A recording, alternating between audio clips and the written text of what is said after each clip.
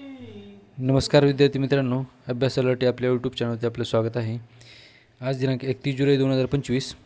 चला तर मग पाहूयात आजच्या चालू घडामोडी. ओके, तर व्हिडिओ पहिल्यापासून शेवटपर्यंत पाहण्याचा प्रयत्न करा, कारण की पहिल्यापासून शेवटपर्यंत जे 10 क्वेश्चन आपण घेत आहोत ते अतिशय महत्त्वाचे असून कोणत्याही परीक्षेमध्ये तुम्हाला हे डायरेक्ट प्रश्न विचारले जाऊ शकतात. ओके, तर चला आजचा पहिला प्रश्न आहे. प्रश्न पहिला आहे, साजा व्हायरल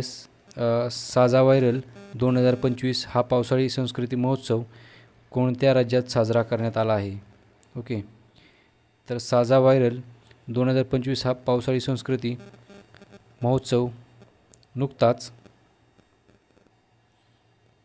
ऑप्शन ए तामिळनाडू.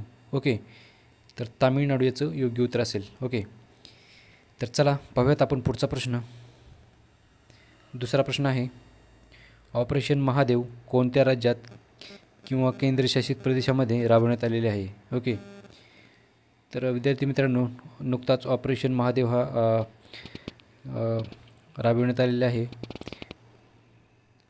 तर याचं योग्य उत्तर असेल ऑप्शन नंबर बी, जम्मू आणि काश्मीर. ओके, तर जम्मू आणि काश्मीरमध्ये नुकतेच ऑपरेशन महादेव राबवण्यात आले आहे. ओके, तर चला पाहूयात आपण पुढचा प्रश्न.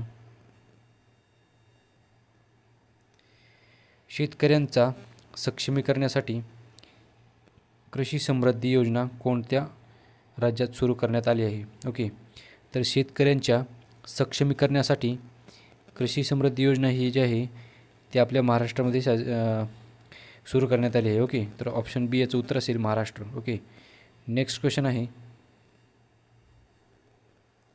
अलीकडेच कोणत्या देशाने दूरसंचार आणि संशोधन उपग्रह नाहीद-2 प्रक्षेपित केला आहे? ओके, तर नाहीद-2 हा जो उपग्रह आहे तो नुकताच इराणने प्रक्षेपित केला आहे. ऑप्शन सी याचं उत्तर असेल इराण. चला पुढचा प्रश्न पाहूयात. पाचवा प्रश्न आहे, वन्स एलिफंट्स लिव्ड हिअर या कादंबरीसाठी पेन ट्रान्सलेट पुरस्कार कोणाला मिळाला आहे?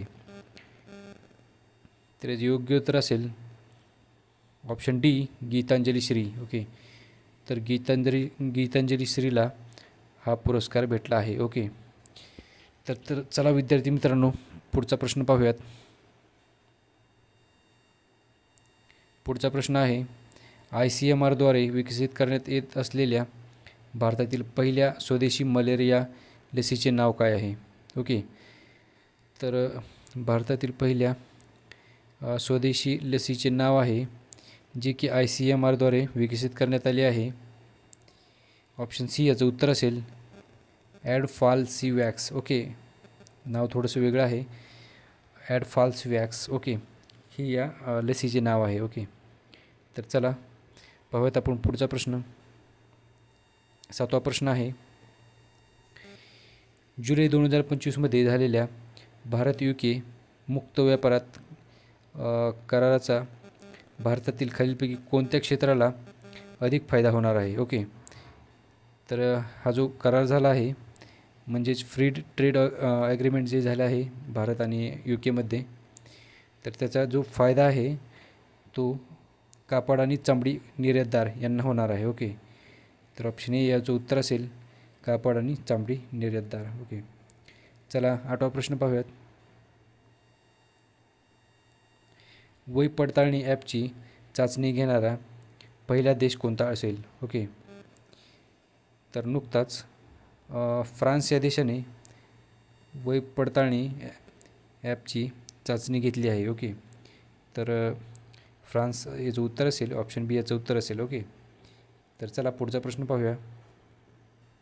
नेक्स्ट क्वेश्चन आहे, नुकतीच वर्ल्ड आर्टिफिशियल इंटेलिजन्स कॉन्फरन्स 2025 कोठे आयोजित केली गेली आहे?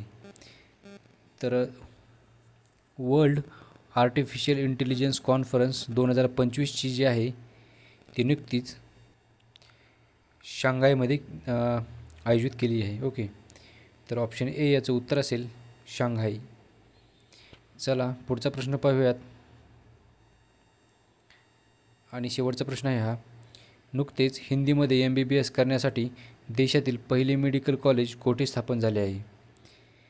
तर याचं उत्तर असेल ऑप्शन सी, जबलपूर.